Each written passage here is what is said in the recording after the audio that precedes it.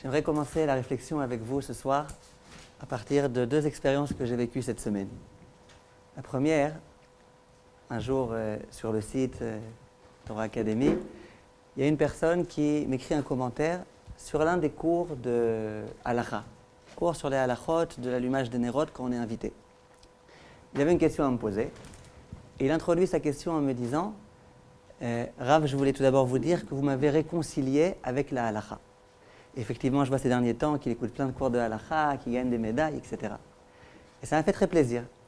Parce que quand j'enseigne un cours de halakha, en dehors des halakhot que j'essaye d'enseigner, j'espère aussi pouvoir donner le goût de la halakha aux gens auxquels j'enseigne ce cours. De la même façon que lorsque j'enseigne un cours de hashkafa, au-delà de l'idée que j'enseigne, j'aime, j'espère, je prie à Kadosh Baruch Hu qui m'aide à donner aux gens le goût de la Torah en général. Et si j'ai réussi à le faire, Baruch Hashem, ça me fait plaisir et j'étais très satisfait. La question que je me suis posée, c'est comment ça se fait ? Je n'ai pas fait un cours d'introduction à la halakha. Je n'ai pas fait un cours de hashkafa présentant l'urgence de la halakha. Finalement, j'ai donné des cours de halakha.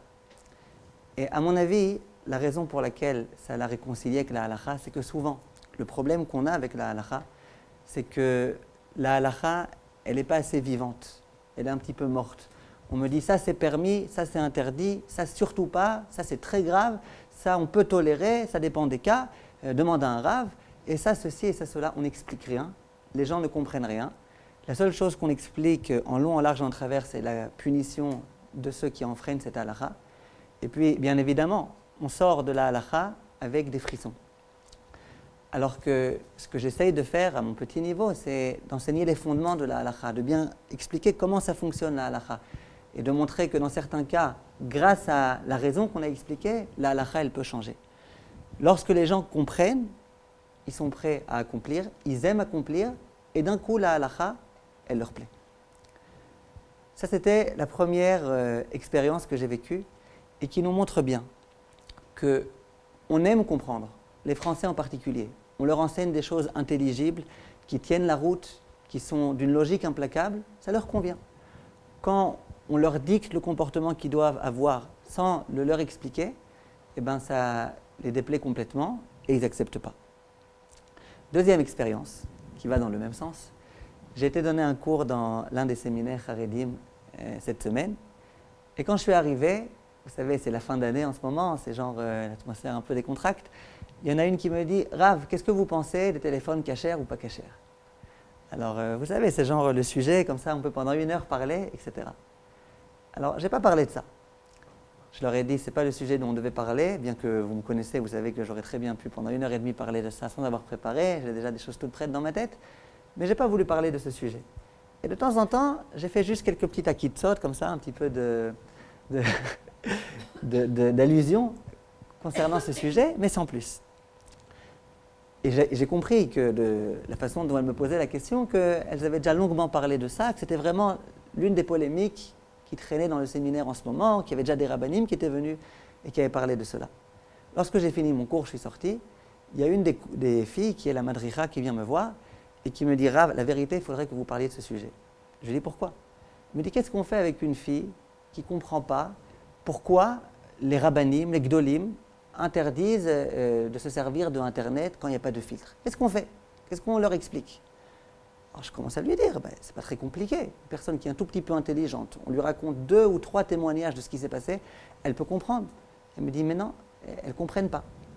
Alors je lui ai dit, bon, mais à quoi ça sert que je vienne maintenant? Il y a déjà des rabbinim qui ont dû venir, qui ont dû leur parler, qui ont dû leur raconter des histoires, qui ont dû... Elle me dit, non, pas du tout.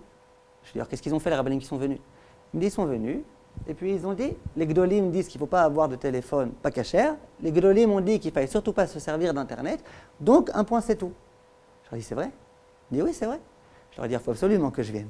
Je leur dis, moi quand je parle de ça, je leur dis, laissez de côté les gdolim, ça ne m'intéresse pas ce qu'ils disent les gdolim. Je veux savoir, moi avec mon sechel, qu'est-ce que je dis? Est-ce que c'est dangereux ou pas? Et immédiatement on comprend que c'est très dangereux, il faut faire très attention, qu'il y a des halachot, de quelle façon on peut se servir, mais laisse tomber les gdolim. Et donc je dois donner cette semaine, ils m'ont invité pour donner un cours justement sur ce sujet-là. Quelle est l'idée qui ressort de là? C'est que les gens, ils n'acceptent pas. Quand on leur dit il y a un chok, ne comprend pas. Ne comprend pas pourquoi les gdolim ont dit non. Les gdolim ont dit tu te tais. On n'accepte pas.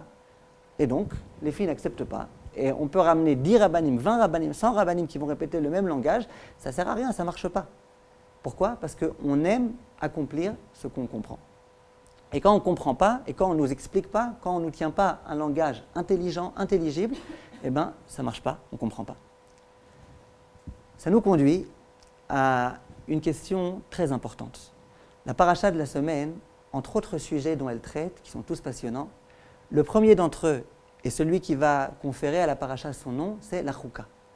Zot choukat Torah. La Torah va nous parler d'une mitzvah qui est complètement incompréhensible. C'est la mitzvah de la vache rousse. Akadosh Baruch Hu va nous dire, quand vous voulez vous purifier, vous devez prendre une vache, et c'est vraiment délirant ce que la Torah nous dit. Elle nous dit, le Kohen qui va s'occuper de purifier la personne, il va devenir impur, alors que la personne qui était impure, elle va devenir pure. On ne comprend rien, on ne sait pas comment ça marche. On connaît quelques lois de physique, de chimie, de médecine, on ne comprend pas comment ça marche. Parce que je viens purifier l'autre, je deviens impur, et l'autre qui était impur, il devient pur. Comment ça marche ? Comment ça fonctionne ? Et toute cette paracha-là, elle est complètement incompréhensible. Et Akadosh Baruch Hu, d'ailleurs, lorsqu'il a introduit cette mitzvah, il nous dit, sachez que c'est chok. Zot chukat Torah. C'est un chok. Un chok, ça veut dire c'est une mitzvah qui dépasse notre entendement et qu'on n'a aucune chance de comprendre. Il y a des mitzvot, il y a des mishpatim, il y a des dinim, il y a tout type de termes qui sont employés lorsqu'on veut parler d'un commandement de la Torah. Le terme chok, ça signifie qu'on n'a aucune chance de comprendre. Et donc, premièrement, ça passe mal.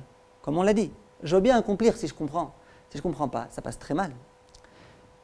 En dehors de cela, l'autre question qui se pose, c'est, ça veut dire quoi, Zot Chukat HaTorah. Voilà la chouka de la Torah. On ne parle pas ici du tout de Torah, on parle de la vache. Alors on aurait dû dire Zot Chukat HaPara. Il y a bien un Shabbat qui s'appelle Shabbat Para, sous prétexte qu'on lit la paracha de Para.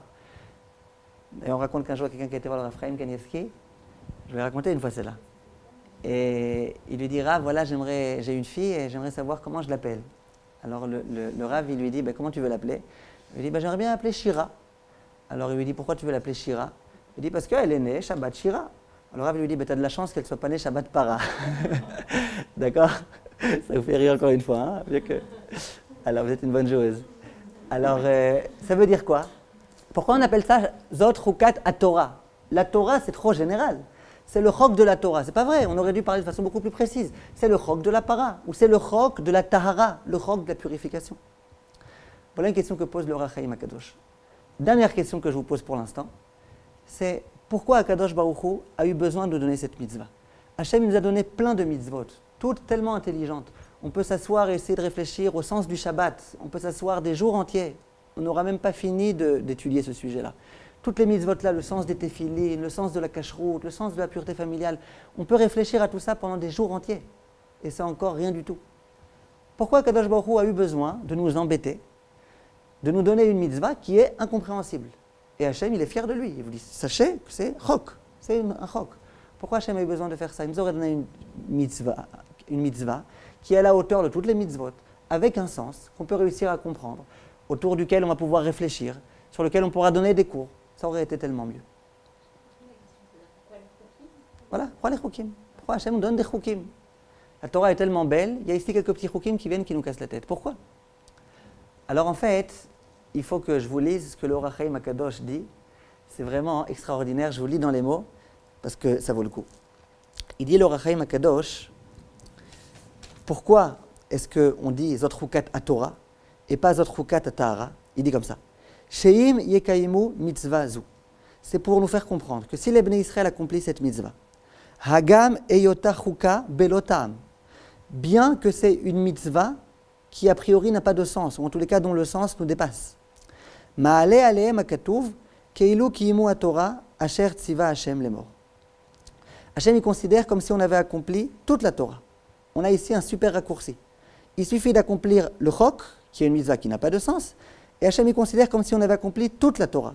Pourquoi on ne dit pas que c'est la choukat à para ou la choukat à tahara ? Non, c'est la choukat de toute la Torah. Ça veut dire que ce chok-là, c'est le préambule à toute la Torah. Pourquoi ?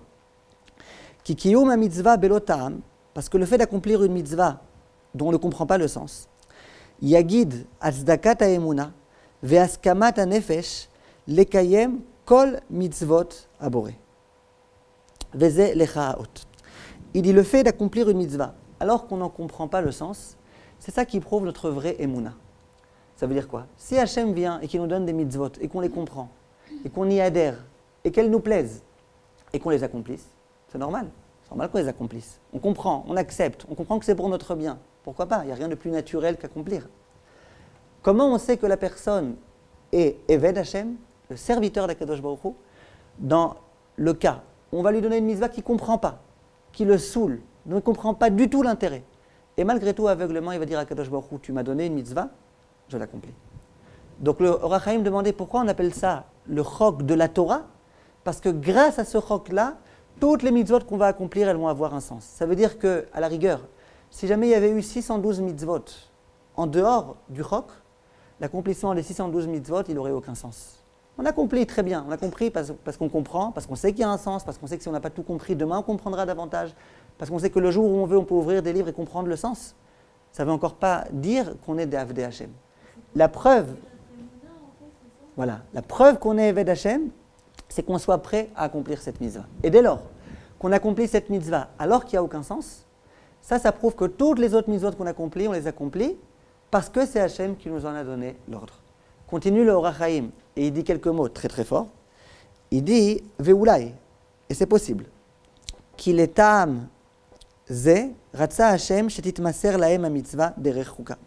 Il dit c'est possible que la raison pour laquelle Hachem nous a donné cette mitzvah, qui est incompréhensible, qui n'est pas du tout en harmonie avec les autres mitzvot, qui ont toutes des sens extraordinaires, c'est peut-être justement pour ça. C'est quoi pour ça? Pour donner un sens à toute notre démarche dans le judaïsme. Ça veut dire quoi? Le Pélé Yoetz écrit, je l'avais déjà dit une fois, que l'homme, de par sa parole, il crée des anges. Quels anges? L'homme, lorsqu'il parle, quelquefois, par exemple, dit le Pélé Yoetz, une personne dit « Moi, j'aimerais beaucoup étudier la Torah. J'aimerais à tout prix étudier sans arrêt la Torah, ne faire qu'étudier la Torah. Simplement, qu'est-ce que je peux faire? J'ai besoin d'amener la parnassa à la maison. Et c'est difficile, et je suis obligé. Et puis, j'ai proposé à mon patron de travailler que 4 heures et qui me paye beaucoup, mais il n'est pas d'accord. Et puis, qu'est-ce que je peux faire? Mais vraiment, si je pouvais, j'étudierais la Torah toute la journée. » Cette personne-là a parlé, a priori, sincèrement. Au moment où il a parlé, il a créé un témoin, un aide, comme ça dit le Pélé Yoetz. Un ange, une espèce d'ange qui est un témoin. Qu'est-ce qui va se passer, dit le Pélé Yoetz? On va voir ce qui se passe pendant les vacances. Pendant les vacances, tu n'as pas besoin de travailler, tu n'as pas besoin d'amener la parnassa. Qu'est-ce que tu fais? Est-ce que vraiment tu étudies comme tu le dis? Ou est-ce que rien du tout? Alors bien sûr, il faut récupérer toute l'année, mais tu étudies quand même un petit peu. Tu étudies à la hauteur de ce que tu prétendais ou pas? Ça, c'est un témoin. Si oui, cette personne étudie à ce moment-là, si le Shabbat, on n'a pas besoin de travailler, on étudie, à ce moment-là, ça prouve que pendant toute la semaine, tout ce que je n'ai pas pu étudier, c'est parce que j'étais pris par mon travail. Et Hachem, il considère tout le temps où je n'ai pas pu étudier comme si j'avais étudié. Pourquoi? Parce que je suis sincère, je veux vraiment étudier. Quand je ne peux pas, je ne peux pas, mais quand je peux, je le fais. Donc mes propos qui disent que j'aimerais tellement étudier, ils sont des propos de vérité. Si par contre, pendant les vacances, je n'étudie pas un mot, ça prouve que tout ce que je disais, c'était du mensonge. Et ces témoins-là, c'est eux qui vont témoigner que ce que j'ai dit, c'était du mensonge. Là, dans le même sens, lorsque je viens accomplir toutes les mitzvot, qui sont tellement belles, dont je sais qu'elles sont pour mon bien, dont je sais que c'est grâce à elles que je vis joyeusement dans ce monde-ci, ça ne veut encore rien dire. Au moment où va se présenter à moi une mitzvah qui est un chok, une mitzvah que je ne comprends pas, lorsque je vais l'accomplir, ça va prouver que toutes les mitzvot que je fais durant toute ma vie, que je les comprenne ou que je ne les comprenne pas, c'est dans cet état d'esprit-là que je les accomplis.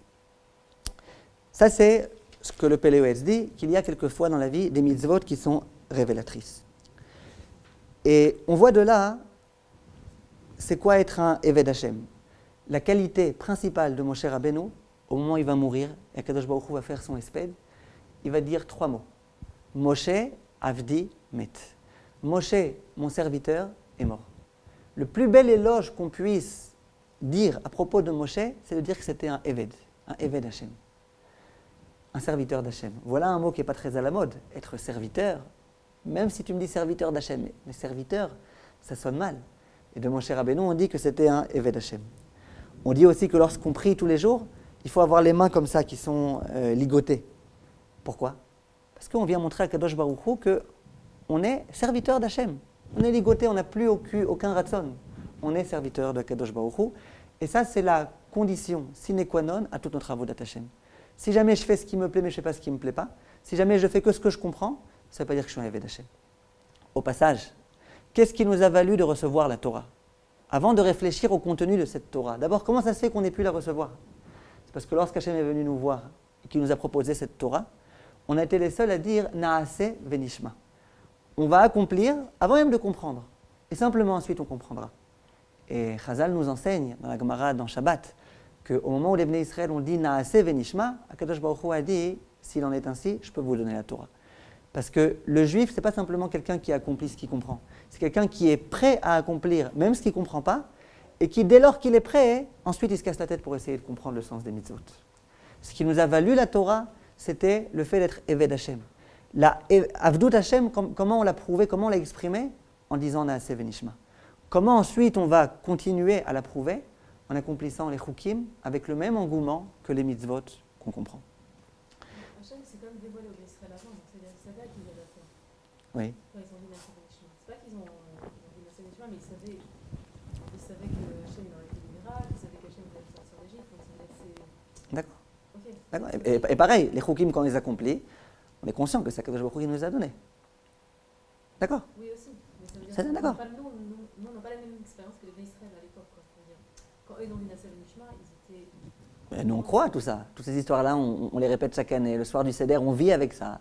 En tous les cas, c'est ce qu'on est. C'est vrai qu'on a à faire. Pas vécu. Ne vous inquiétez pas qu'eux aussi, ils avaient leur Yetzer Hara, ils avaient leur Erev Rav qui était là pour essayer de les convaincre que tout ça, c'était les lois de la nature et tout. Chacun a son Yetzer Hara, c'est vrai. En tous les cas, au début de la paracha, Rashi, au moment où il parle de la paracha de Zot Chukat HaTorah, il nous dit quelques mots qui sont intéressants. Il dit Zot Chukat HaTorah, Lefi Shea Satan ve'umot ha'olam monin et Israël. Il dit le Satan et les nations du monde, elles taquinent Israël. L'Omar, ma a mitzvah azot, ou ma ta'am yeshba. Il nous dit c'est quoi cette mitzvah, quel est le sens de cette mitzvah? Lefichar katavba chuka. C'est pour ça qu'Hachem a dit explicitement qu'il s'agissait ici d'un chok, c'est-à-dire quelque chose qu'on ne pouvait pas comprendre. Gzera yimi lefanai, en lecha reshut leharer acharea. Je te dis d'emblée, moi, Kadosh Baruch Hu, que c'est une gzera, c'est quelque chose, c'est un décret qui te dépasse, et tu ne peux pas le comprendre, mais ne te laisse pas ni influencer, ni intimider, ni par le Satan, ni par les nations du monde. Sache que c'est moi qui t'ai donné cet ordre et qu'il faut que tu l'accomplisses. Il y a déjà ici un mot intéressant. En lecha reshut leharher acharai. Écrit, tu n'as même pas le droit de penser contre moi. En général, on a un principe, c'est que la pensée, c'est même pas une parole. C'est rien une pensée. Est-ce que Shabbat, j'ai le droit de penser à mes affaires? J'ai le droit. De parler de mes affaires, j'ai pas le droit. De penser, c'est rien. Irurim mutarim, écrit dans la Zmira qu'on dit tous les jours, tous les Shabbatot. Irurim mutarim, on a le droit de penser. La pensée, c'est rien. Et bien là vient Kadosh Baruch Hu, il dit même par la pensée, même de te dire à un instant qu'une pensée effleure ton esprit et qu'ils te disent peut-être qu'ils ont raison finalement, ces non-juifs, quand ils nous disent que nos mitzvot, elles sont ridicules, qu'elles n'ont aucun sens. Même ça, on n'a pas le droit. Voilà ce que Chazal nous enseigne. Donc le chok, c'est une mitzvah dont Akadosh Baruch Hu nous dit que c'est une mitzvah qui a un sens, mais qui nous échappe. On ne pourra jamais le comprendre, mais en tous les cas, lorsque les non-juifs vont venir s'en prendre à nous et qu'ils vont nous dire « Allez, arrêtez d'être ridicules avec vos mitzvot qui n'ont aucun sens », nous, il faut à tout prix qu'on ne les écoute pas et qu'on ne se laisse pas influencer par eux. Question que je me pose. Pourquoi ça les perturbe tellement, les nations du monde? Laisse-nous vivre tranquille, on t'a dérangé, on t'a rien fait. Pourquoi tu ne nous laisses pas vivre tranquillement? Et on a envie d'accomplir les chukim. Pourquoi ils ont besoin ici de se mêler? Le Satan vient avec toute son armée. Les umot haolam viennent. Pourquoi ça les dérange tellement? Et c'est justement toutes les mitzvot, elles n'ont pas dérangé. Le Shabbat, ça ne l'a pas dérangé. Les tefillin, ça ne l'a pas dérangé. La seule mitzvah qui les dérange, c'est le chok. Dans le même ordre d'idées. Et on va retrouver ici la même idée. La Gemara raconte dans Masechet Shabbat qu'il y avait un Rav éminent, un Mora, qui s'appelait Rava. Et on dit que Rava, un jour, était en train d'étudier la Torah. Il était très concentré, très pris par son étude. Et puis, il était assis en tailleur. Et à un moment, il ne s'est pas aperçu. Il était tellement assis sur son pied, il ne s'est pas aperçu qu'il a commencé à saigner. À ce moment-là, il y a un hérétique qui est passé et qui lui a dit « Mais allez, arrête de te casser la tête sur ce tosfot-là. Arrête! Tu ne vois pas que tu es en train de saigner, tu ne t'en aperçois même pas. Arrête un petit peu. » Alors le Rav dit « Non, j'arrête pas, laisse-moi tranquille, tu es en train de me déranger, là, tu me déconcentres. Alors merci de m'avoir dit que je saigne, mais laisse-moi étudier tranquillement. » Alors l'autre, il lui dit, la vérité, vous n'aurez pas pu, vous les Juifs, réfléchir avant. Quand on vous a donné la Torah, au lieu de réfléchir, au lieu de vous demander est-ce que vraiment chaque Tosfot il a un sens, vous avez accepté immédiatement, spontanément la Torah. Vous avez dit Naase venishma. C'est à ce moment-là qu'il fallait vous poser les questions. Am peziza atem. Vous êtes un peuple impétueux, un peuple irréfléchi. Et Rava lui dit non, pas du tout. On n'est pas du tout impétueux. On sait que lorsque Kadosh Baruch Hu nous donne une Torah, il faut l'écouter. Nous sommes naïfs lorsqu'on a affaire à Kadosh Baruch Hu, et c'est ça justement notre intégrité. Donc, Rava ne s'est pas laissé faire. Mais à nouveau, lorsque le mine, l'hérétique, a voulu agresser Rava, pourquoi il ne lui a pas dit toutes ces mitzvot-là, elles n'ont aucun sens? Pourquoi il ne lui a pas dit le Shabbat, c'est complètement ridicule? La Shemitah, ça n'a aucun sens. C'est pas ça qu'il lui dit. Il vient le voir et lui dit pourquoi vous avez dit Naase avant Nishma? On retrouve la même idée. Naase avant Nishma, ça vient prouver la servitude. Je suis prêt à accomplir alors que je ne comprends pas, ça veut dire que je suis un Eved Hashem. Eved Hashem, ça le dérange. Donc, on vient accomplir un chok qui manifeste le Eved Hashem, ça les dérange. Tous les Umot Haolam y viennent et nous disent c'est quoi le sens de cette mitzvah. On dit Naase avant Nishma qui vient prouver le Eved Hashem, la servitude qu'on a, ça les dérange. Et puis les Yevanim, lorsqu'ils vont venir nous attaquer, qu'est-ce qu'on dit dans le Halanissim pendant Hanouka? Qu'ils ont souhaité les Aviram Mechouke Retzonecha. Ils ont voulu nous empêcher d'accomplir les Chouke Retzonecha. On n'a pas dit les mitzvot Retzonecha, on a dit les Chouke Retzonecha. Ce qu'ils ont voulu faire, c'est nous dire arrêtez avec les Choukim. Vous voulez faire Shabbat, il n'y a pas de problème, les Brachot, il n'y a pas de problème, Tfilin, il n'y a pas de problème, mais les Choukim, la Para Adouma, arrêtez avec la Para Adouma. On retrouve ici les trois mêmes idées. Ça veut dire que les non-juifs n'ont pas de problème avec nous, rien ne les fait rire. La seule chose qui les perturbe, c'est lorsque on prouve qu'on est Eved Hashem. Que je le prouve parce que j'accomplisse le chok, ou que je le prouve parce que je suis prêt à accomplir des choses que je ne comprends pas. Et donc, bien évidemment, ça prouve ça, être Eved Hashem. Pourquoi ça les dérange tellement? Pourquoi c'est leur point d'attaque? Pourquoi c'est ça qui les dérange tellement? Alors, dans un premier temps, j'ai pensé dire, et je pense que c'est vrai, qu'on le veuille ou non, dans ce monde, tout le monde est serviteur de quelque chose. Il y a des gens qui sont les serviteurs d'Hachem, c'est nous, les Juifs. Il y a d'autres personnes qui sont serviteurs de tout type d'idéaux, serviteurs de tout type de courants de pensée, serviteurs de leur tentation, de leur séduction. Mais finalement, qu'on le veuille ou non, tout le monde est serviteur de quelque chose. Il y a des gens, par exemple, qui sont complètement asservis par leur travail. Ils sont aspirés par leur travail, ils ne dorment pas la nuit, ils se lèvent le matin, ils font des cauchemars toute la nuit sur leur travail. Il y a des gens qui sont serviteurs de leur travail. Et ils savent très bien quelquefois qu'il faudrait éteindre le téléphone parce que ça y est, maintenant, il faut un petit peu se reposer, ils ne peuvent pas. Pourquoi? Ils sont devenus serviteurs du travail. Il y a des gens, à mon avis quasiment toute la planète, qui sont serviteurs de la mode. Qu'est-ce que la mode? Je ne sais pas exactement comment ça se lance une mode, mais en tous les cas, disons qu'il y ait une grande partie de la société qui décide du jour au lendemain de s'habiller en gris pour que tout le monde s'habille en gris. Mais moi, j'aime pas le gris. J'aime pas, ça fait un petit peu nuageux comme ça, sombre. J'aime pas le gris, moi je préférerais le rose. Vous allez aimer. Hein? Vous allez aimer. À un moment donné, vous allez aimer le gris. À un moment donné, j'aimais. Vous allez aimer parce qu'avec la mode, en fait, on est... Ah non, avec la mode, je crois pas qu'on aime. Avec la mode, on n'aime pas, mais il n'y a pas le choix. Tout le monde met du gris maintenant, il n'y a pas le choix. Moi, j'aime pas les bottes. J'aime pas, j'arrive pas à marcher avec des bottes. Mais elle m'a la saute. C'est la mode. Maintenant, le monde tout entier met des bottes. Qu'est-ce que tu veux faire? Donc il faut mettre des bottes. Mais j'aime pas, ça me tient chaud, ça me fait des boutons. D'accord, des boutons, tu mettras de la crème. Mais en tous les cas, il y a la mode. Il faut se plier à la mode. Et le monde tout entier, c'est vrai, il faut admettre, est assujetti à la mode. Et il y a des modes qui ne me plaisent pas, simplement, étant donné qu'il y a la mode à force de loi, et donc je suis serviteur de la mode. Ça, c'est ce qui se passe dans le monde tout entier, et tout le monde est conscient de cela. On est serviteur de plein de choses, or qu'on sait très bien que c'est des choses qui ne nous conviennent pas. Simplement, il y a un certain nombre de modes auxquels on doit se plier. Et voilà que ces non-juifs-là se promènent dans la rue, et ils voient des jeunes filles, des femmes juives, qui sont habillées à l'encontre de la mode. Je n'ai pas dit que c'est interdit de mettre du gris, mais en tous les cas, c'est sûr qu'il y a tout type de modes qui sont complètement interdites par la Torah. Mini-short et compagnie, hors de question. Et voilà qu'il y a des juives qui, en plein été, avec la chaleur énorme qu'il y a, eh bien, elles sont habillées en dessous du genou, comme il faut, etc. À ce moment-là, les non-juifs, ils disent, mais je ne comprends pas, ils ne savent pas eux qu'il y a une mode. Quoi, ils ne sont pas au courant, ils n'ont pas ouvert leurs yeux. Il y a la mode. Comment ça se fait qu'ils ne suivent pas cette mode? Comment c'est possible? Le monde tout entier suit. Il y a une petite poignée de femmes comme ça qui ne se plient pas à la mode. Automatiquement, dans leur tête, ils se disent, non, c'est sûr qu'ils savent, c'est sûr qu'ils sont au courant. Mais visiblement, eux, ils ne sont pas assujettis par cela. Eux, visiblement, ils sont assujettis à quelqu'un d'autre. Immédiatement, ils font le lien, ils sont assujettis à Kadosh Baruch Hu. Dans ces personnes-là, en tous les cas, un grand nombre d'entre elles, si vous ne me croyez pas, allez faire des sondages. Ces personnes-là, elles savent que ce n'est pas logique. Ce n'est pas logique de m'habiller en gris si j'aime pas le gris. Ce n'est pas logique de mettre des bottes si jamais ça me fait des boutons. Ce n'est pas logique. Ce n'est pas logique non plus de m'exposer devant les hommes. Ce n'est pas logique. Il y a une exigence de pudeur. Ça, les gens, ils le savent. Simplement, il y a la mode. Et puis, on est assujetti par cette mode. On devient serviteur de cette mode.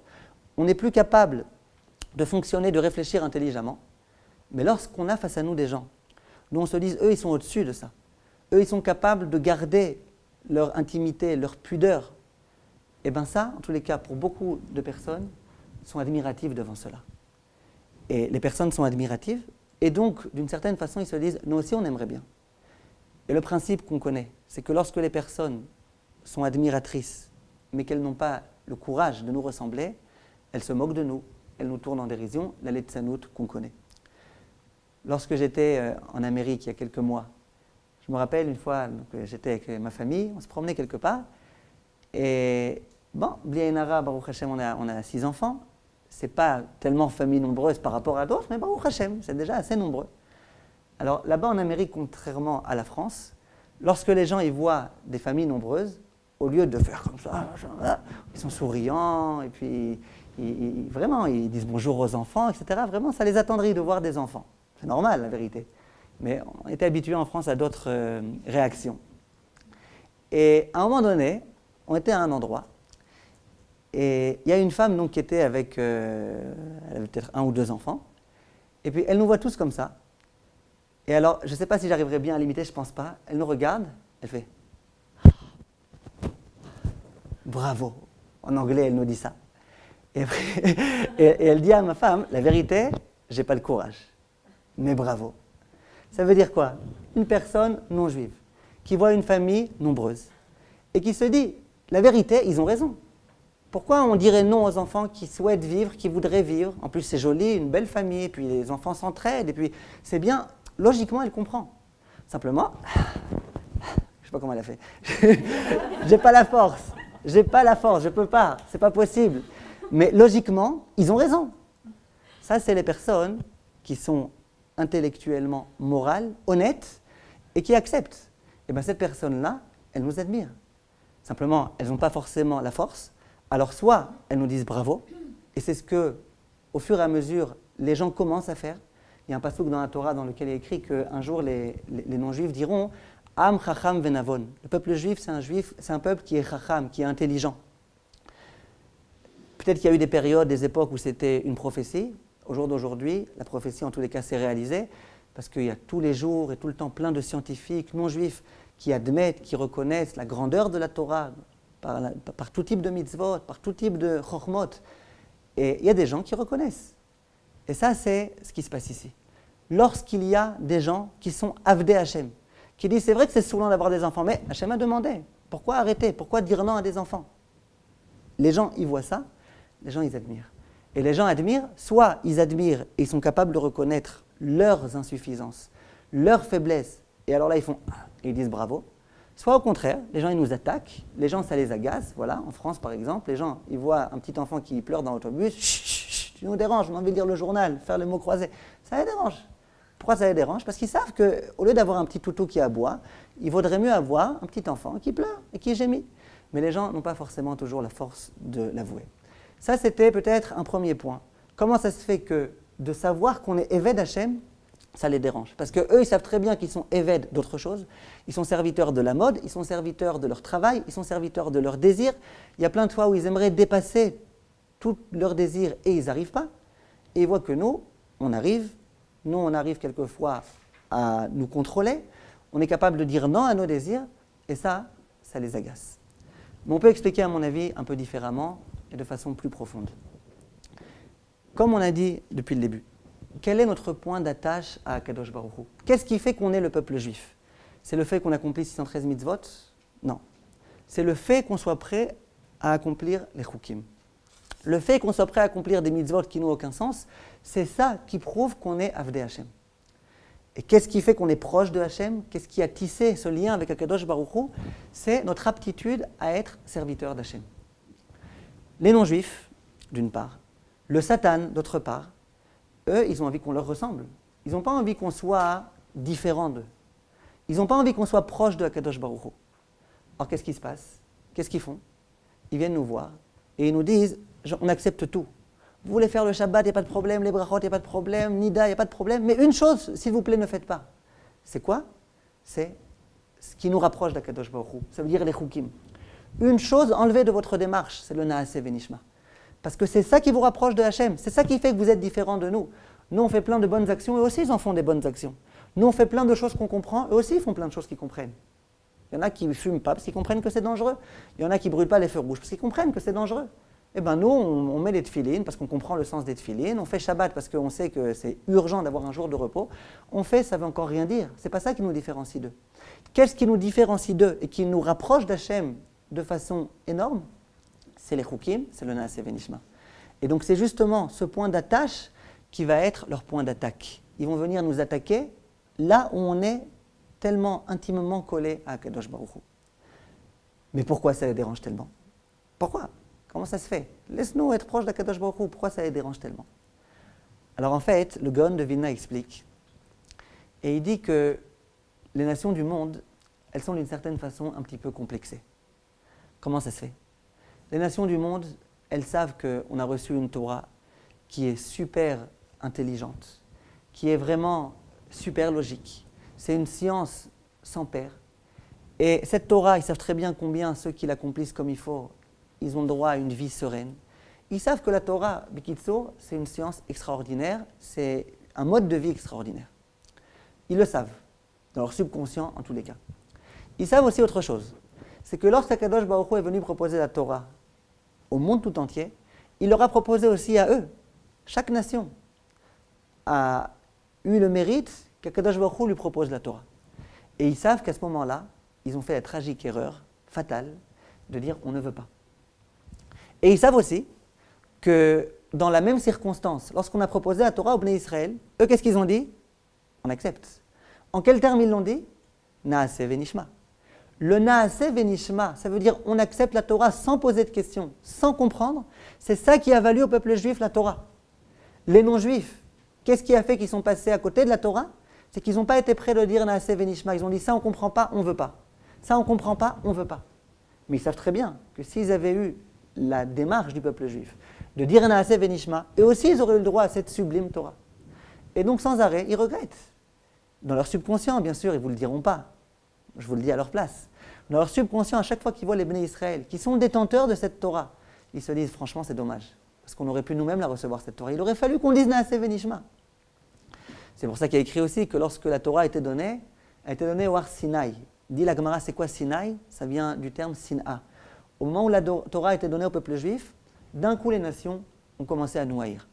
Alors d'une part, parce que nous, on a commencé un petit peu à s'enorgueillir. Vous voyez, la Torah, c'est nous qui l'avons. Nous sommes nous les détenteurs de la Torah. Mais en dehors de cela, pourquoi ils ont commencé à nous agresser?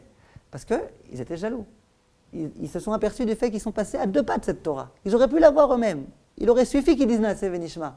Ils auraient été eux les détenteurs, les héritiers de cette Torah. Simplement, ils ne l'ont pas dit. Voilà pourquoi, lorsque les non-juifs nous voient continuer dans cette démarche-là, de Naaseh Venishma, ça leur rappelle des cauchemars. Ça leur rappelle leur échec, leur erreur, leur tragique erreur. Et ça les embête. Alors ils viennent nous voir et ils nous disent, allez, arrêtez avec ce Naaseh Venishma, arrêtez, comprenez que c'est débile Naaseh Venishma. En quelque sorte, ils veulent se légitimer. Comprenez qu'on a eu raison de dire Naaseh Venishma. Comprenez qu'on a eu raison de ne pas vouloir accomplir les chukim, qu'on a eu raison de ne pas vouloir accomplir des choses qu'on ne comprend pas. Simplement, nous on dit non, vous avez eu tort. C'est nous qui avons eu raison, et c'est nous, jusqu'au jour d'aujourd'hui, qui sommes les héritiers de cette Torah tellement extraordinaire. C'est la raison pour laquelle on a répondu à nos questions. Les Umot HaOlam, le Satan, ils s'en prennent à nous dans ce qui fait qu'on est tellement proche d'Akadosh Baruch Hu, dans ce qui fait que nous sommes le peuple juif. Nous sommes le peuple juif grâce à notre aptitude à être Avdei Hashem. Et c'est ça qui les dérange. Donc, si on résume ce qu'on vient de dire, on vient de se contredire de façon dramatique. On a commencé en disant que c'était super important de ne pas présenter la Torah comme étant un chok, de ne pas présenter le téléphone comme étant un chok, de ne pas présenter la halakha comme étant un chok. Donc visiblement, je suis en train de dire que la Torah, elle n'est pas pour le chok. D'autre part, elle est pour le chok. Réponse non, la Torah, elle n'est pas pour chok. À chaque fois que tu peux essayer d'éviter les chukim, évite les chukim. Simplement, quand soit tu n'es pas capable de comprendre le sens de la mitzvah, soit quelquefois, de façon vraiment très rare, accidentelle, il y a quelques chukim qu'Akadosh Baruch Hu a mis pour nous tester, là il faut être à la hauteur. Il faut être capable quelquefois de dire je ne comprends pas, mais j'accomplis parce que c'est Hachem qui m'en a donné l'ordre. Et ce chok-là que j'accomplis, il donne un sens à toute la Torah que je vais accomplir et que je vais essayer de scruter et de comprendre et d'expliquer et d'enseigner. Voilà ce qu'on peut apprendre. Donc, être Eved Hachem, ça c'est sûr que c'est urgent. Et on prouve qu'on est Eved Hachem par le fait qu'on accomplisse le chok. Le problème qu'on a, c'est qu'on a énormément de mal avec le fait d'être Eved Hachem. On l'a dit, les gens sont de toutes les façons Eved de quelque chose, mais ils refusent de l'admettre. On a horreur d'être Eved. Jusqu'au jour d'aujourd'hui, on est heureux que, Baruch Hashem, dans la plupart des pays du monde, il y a eu l'abolition de l'esclavage. On n'aime pas l'esclavage. Quelqu'un va me dire quoi faire. On n'aime pas. D'ailleurs, le Rav Chaim Shmulevitch, il a une idée très intéressante. Il dit que lorsque David HaMelech allait décéder, il s'est adressé à Shlomo et il lui a dit, écoute, il y a un homme que j'aurais dû tuer, qui s'appelle Shimei ben Gera, mais que je n'ai pas eu le droit de tuer. Hachem m'a interdit de le tuer. Toi, s'il te plaît, Shlomo, je te demande de le tuer. Dès lors que je mourrai, c'est toi qui t'occuperas de le tuer. Il dit maintenant, ne le tue pas sans raison. Pourquoi ? Sans raison, si on tue quelqu'un même avec raison, on se fait tuer et on se reçoit plein de machins. Alors si on tue avec raison, alors si on tue sans raison, alors il dit ne le tue pas sans raison, mais je te fais confiance, je sais que tu es un homme très intelligent, tu trouveras des raisons. Shlomo vient voir Shimi ben Gera et il lui dit, écoute, tu vas te construire une maison dans la ville de Yerushalayim. Une maison, tu peux te construire une super belle villa si tu veux, avec un grand jardin, piscine, jacuzzi, ce que tu veux. Simplement, je te demande, ne sors jamais de Yerushalayim. Jamais, jamais, jamais, tu n'auras jamais le droit de sortir de Yerushalayim. Et je te demande de jurer que tu quitteras jamais Yerushalayim. Shimi ben Gera s'engage, et à ce moment-là, David HaMelech insiste paisiblement. Non, insiste au contraire, lourdement. Et il lui dit, je te demande, et je te préviens, si jamais tu quittes Yerushalayim, je te tue. Le passouk d'après raconte qu'il y a 3 ans après, les 2 serviteurs de Shimi ben Gera se sont enfuis, et lui, il a couru pour les rattraper. Ils sont sortis en dehors de Yerushalayim, lui aussi est sorti en dehors de Yerushalayim pour les rattraper. L'écho est arrivé dans les oreilles de David. David a convoqué Shimi ben Gera et a dit, je t'avais prévenu. Je t'avais dit que le jour où tu quitterais Yerushalayim, je te tuerai. Eh bien, en plus, tu t'es engagé. Eh bien voilà, je vais t'exécuter. C'est de cette façon-là qu'il l'a tué. Demande le Rav Chaim Shmulevitch, il dit, je ne comprends pas ce qui se passe ici. Il a vraiment eu du bol, Shlomo HaMelech. Mort vraiment, vraiment. Pourquoi ? Il a vraiment fait en sorte que Shimi ben Gera ne s'en aille pas de Yerushalayim. Pourquoi ? D'abord, il le met dans l'endroit le plus beau du monde entier, Yerushalayim, la plus belle ville du monde entier, avec un climat vraiment extraordinaire, maison avec piscine, etc. Il ne pouvait pas espérer mieux. Ensuite, il lui dit, je te demande de t'engager que tu t'en iras pas de Yerushalayim. En plus de ça, il le prévient, attention, attention, si tu t'en vas, je te tue. Demande le Rav Chaim Shmulevitch, si Shlomo HaMelech était un tout petit peu intelligent, Kavichol, qu'est-ce qu'il aurait dû faire ? Il aurait dû le mettre dans un endroit qui est vraiment insupportable. Il aurait dû lui dire juste une fois par allusion, sache que si jamais tu t'en vas, je te tue. Pourquoi le faire jurer ? Pourquoi lui dire, tu sais, attention, hein, il le prévient, il le reprévient, il le reprévient. Mais alors, il n'aurait jamais dû s'en aller, Shimi ben Gera. C'est vraiment un coup de bol qu'il soit parti. Comment Shlomo HaMelech a voulu de cette façon-là accomplir l'ordre de David HaMelech ? Dit le Rav Chaim Shmulevitch, parce que Shlomo HaMelech était plus intelligent que ce qu'on pensait. Et il savait que la meilleure façon de faire en sorte que Shimi Ben Gera veuille s'en aller, c'est de lui montrer, tu vois, je te ligote les mains, je te ligote les pieds, je te ligote tout entier, tu ne pourras pas sortir. Quand on dit à quelqu'un, tu ne pourras pas, lui il dit, eh bien je pourrai et je te montrerai que je peux. C'est justement en le ligotant qu'on fait en sorte qu'il ait envie de s'en aller. Parce que la Avdout, on a du mal avec. Alors on met nos mains comme ça, on met nos pieds comme ça, mais c'est tellement difficile. Comment faire pour accepter d'être Eved Hashem? Et pour prendre un exemple, pour un homme par exemple, de faire la vaisselle, ça peut être un super grand kiff, comme ça peut être un véritable enfer. De quoi ça dépend? Si la femme elle vient voir son mari, et elle lui dit « Tu peux pour une fois faire la vaisselle s'il te plaît ?» et que lui, il n'a pas envie de refuser parce que bon, shalom baït, elle va la saute. Ben, je peux vous assurer que chaque couvert qu'il va nettoyer, ça va être un enfer. Imaginez par contre que l'homme vienne voir sa femme et qu'il soit dans un élan de gentillesse et de générosité et qu'il dise à sa femme « Ma chérie, est-ce que je peux, s'il te plaît, t'aider à faire la vaisselle ?» Et qu'elle dise « Oh, t'es tellement gentil de me proposer comme ça gentiment. » Avec plaisir. Là, chaque assiette, chaque fourchette, c'est une délectation sans pair. Comment ça se fait? Parce que dans un cas, c'est moi qui ai proposé. Si moi je propose, j'accepte, je veux, là c'est un grand plaisir. Si jamais on m'impose quelque chose, ça devient insupportable. L'homme n'aime pas qu'on lui impose. L'homme veut comprendre, veut faire ce qu'il comprend, veut faire ce qu'il a envie de faire. Et voilà que la Torah vient nous voir et qu'elle nous dit, il y a des chukim. Alors, comment faire? Et d'ailleurs, vous connaissez la Avodah Zara de Baal Peor. La Avodah Zara de Baal Peor, c'était la Avodah Zara la plus abominable qui pouvait exister. Vous savez en quoi ça consistait? Il fallait aller faire ses besoins devant des arbres, devant tout le monde, et puis vous imaginez que quand on arrivait là-bas, il y avait des odeurs répugnantes, et c'était vraiment abominable. On ne peut même pas comprendre comment des hommes, des juifs de surcroît, ont été capables de se donner à cette Avodah Zara. Et pourtant, les gens l'ont fait. On raconte d'ailleurs, ce n'est pas une blague, c'est le Chazal qui raconte, qu'une fois, il y a une femme qui était terriblement malade. Elle a dit, le jour où par le mérite de Baal Peor, je guérirai, eh ben j'irai et moi aussi je ferai cette Avodah Zara. Baruch Hashem, elle a guéri. Le jour où elle est arrivée dans le site de cette Avodah Zara-là, elle s'est dit, je préfère être malade et mourir que me rabaisser à cette Avodah Zara-là. C'était vraiment quelque chose d'insupportable. Et pourtant, les Juifs l'ont fait. Demande le Raphaël Shmulevitch comment ça se fait. Et il dit, parce qu'il y a un instinct qui est ancré en l'homme, c'est de violer toutes les barrières. Il y a des barrières, sans arrêt on me met des barrières. Ça c'est interdit, ça c'est interdit. Et bien un jour j'ai envie de pouvoir dire, je fais ce que je veux. Ah mais faire ce que tu veux, c'est vraiment faire des choses abominables, mais au moins je fais ce que je veux. Au moins je montre que personne ne me dira quoi faire. Puisqu'on voulait en revenir à la mode, c'est ce qui se passe dans la mode. Il y a des modes qui pachotent, ça devient on a l'impression qu'on est dans un zoo. Ça veut dire, la mode souvent c'est quoi? C'est j'aimerais bien être toute nue, simplement, malgré tout, on est quand même des hommes, et puis on risque de se faire attraper par la police et tout, alors on est presque nus. Ça, c'est la mode. Mais c'est quoi cette mode? D'où ça provient? Ça provient d'un sentiment, je veux faire ce que je veux enlever toutes les barrières. Il y a des barrières, je veux les enlever. Et au fur et à mesure, on enlève les barrières. Et un jour, ça finira comme ça.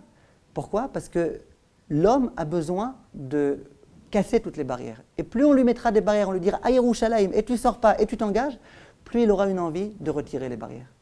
Alors comment on peut résoudre, nous, ce problème? D'une part, on doit être Eved Hashem. On doit dire à Hashem, je ligote mes mains, je ligote mes pieds, je suis complètement ton serviteur. Et d'autre part, être serviteur, ça nous donne immédiatement l'envie de tout laisser tomber, de tout envoyer valser.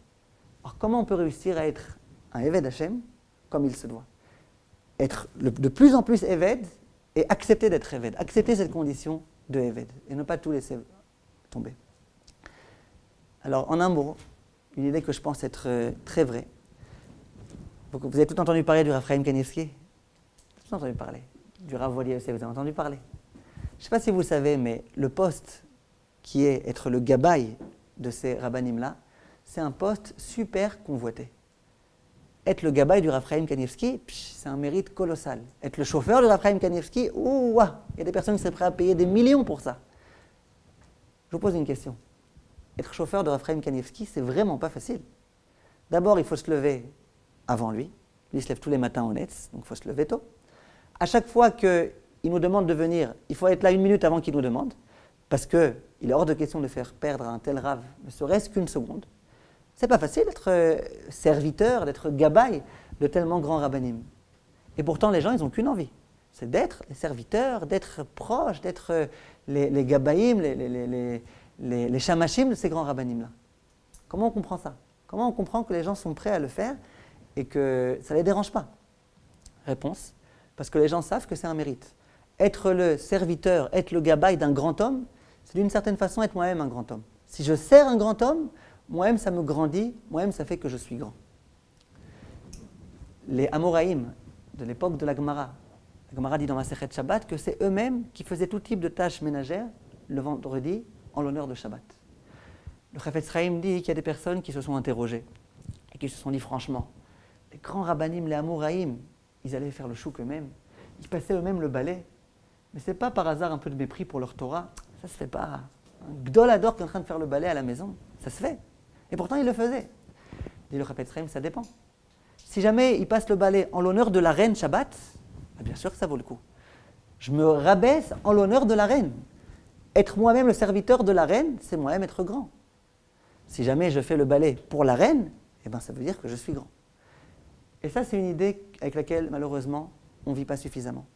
Il faut qu'on sache que lorsqu'on est Eved Hashem, on est mieux que le gabaï du Rav Chaim Kanievski. On est le gabaï d'Akadosh Baruch Hu. On sert Akadosh Baruch Hu. Être le serviteur de quelqu'un tellement grand, d'un être tellement grand, c'est soi-même être grand, c'est soi-même grandir. Surtout qu'Akadosh Baruch Hu, on sait très bien que la Torah qu'il nous donne, elle est pour nous, elle est pour notre bien. C'est une Torah de bonheur. Et donc, on accomplit cette Torah-là, on sait qu'elle est pour notre bien, on sait qu'Akadosh Baruch Hu, c'est la maman qui dit à son enfant « Je t'ordonne de mettre ton pull au vert quand tu sors et qu'il fait moins 3 degrés dehors ». C'est dans ce sens-là qu'Akadosh Baruch Hu nous donne les mitzvot. Même les chukim, c'est dans ce sens-là qu'Hachem nous les donne.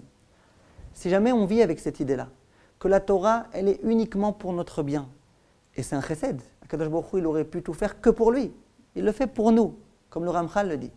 Si jamais Akadosh Baruch Hu nous donne cette Torah, et qu'on sait que cette Torah, elle est pour notre bien, et qu'on sait que chaque bracha qu'on prononce, chaque teilim qu'on récite, chaque shabbat qu'on accomplit, chaque ustensile qu'on va tremper au mikvé, qu'on sait que ça nous rapproche d'Akadosh Baruch Hu, eh ben, c'est censé nous donner la joie d'être serviteur et enlever de nous l'état d'esprit qui consiste à tout laisser tomber. Parce que je sais que c'est ça qui me grandit.